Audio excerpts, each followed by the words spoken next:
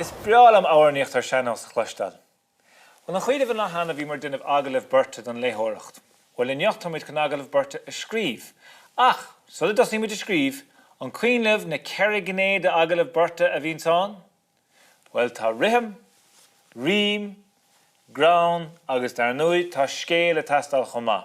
Agus ná duine í dearmad go bhfuil beirt a caint na chéile, mar sin bín versa an duine ann. Tá muide chun Agallamh Beirte scríobh idir fáiste agus marnéalach, bunathe ar an téama don chóras teistil nó teistil, mar a bhí a dhéanamh go le hana.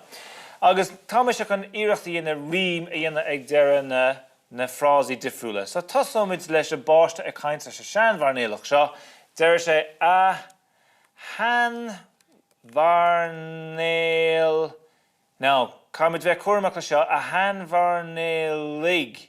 Cén fá mar chéilítar é, agus tá me chun muile úsáid a chéilítar an ceann seo freisin. MH. A hanmharnéalaigh bhuail. Nis. Céad rím atá an le muil. Sail. A hanmharnéalaigh bhuail nach aisteach.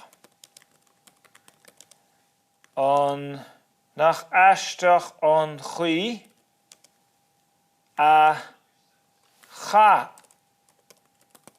tú dá héal. Mai bíonn sé sin. A hanmharnéalaigh bhuail nach aisteach an chuí a cha tú dá héal. Is ceiste sin, mar sin caime cótha ceisteach arsteach.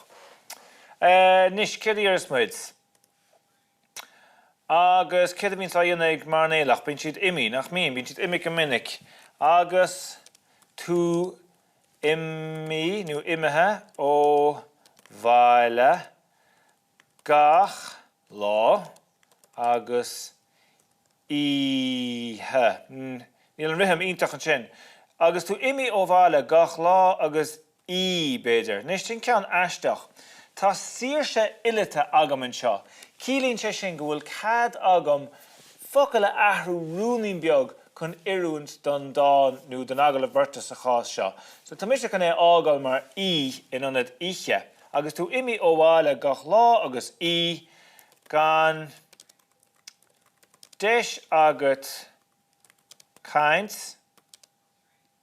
Nus cáimid rud a cinnte ála héins le agus tú imi ó bhaile gach lá agus gan deis agat caint sprí, tein sé sin le gan deis agat caint, gan sport, gan sprí. Irann sé sin isteach nach miran.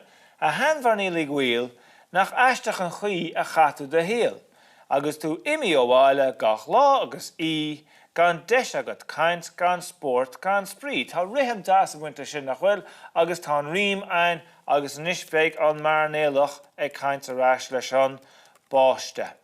Nis, más tú cén chuí a dosáil sé sin, admhór sé beidir go sé dachar. Beidir.